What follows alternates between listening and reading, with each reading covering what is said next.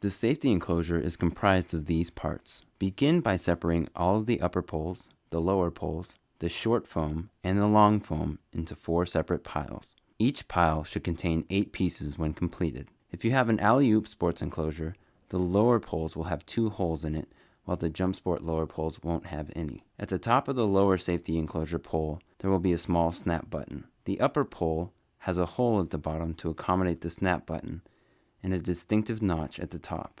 Once the parts have been separated, begin constructing a safety enclosure pole assembly by inserting a lower pole into the bottom of an upper pole by depressing the snap button. Once the poles are properly connected, the snap button will pop through the hole. Now place a long foam piece over the top of the pole, sliding it down to the base of the pole, and then slide a short foam piece over the top of the pole.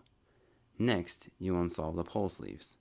The top of the pole sleeve has a smaller opening than the bottom. We recommend blowing up the pole sleeve from the bottom like a balloon first, to ensure that the sides are not stuck together. Slide the foam to the top of the pole so that the metal is not showing, and slide the pole sleeve down over the foam in the pole, making sure that the bottom of the pole sleeve goes on first.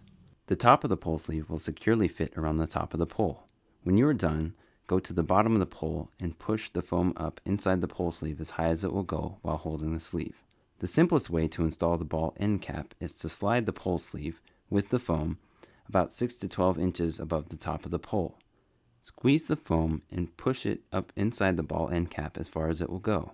The foam and sleeve will expand to the lip of the ball end cap. Then slide the cap and foam down to the top of the pole, twisting to align the notches, locking them in place. It helps if you have the base of the pole resting on the ground as an anchor during this process.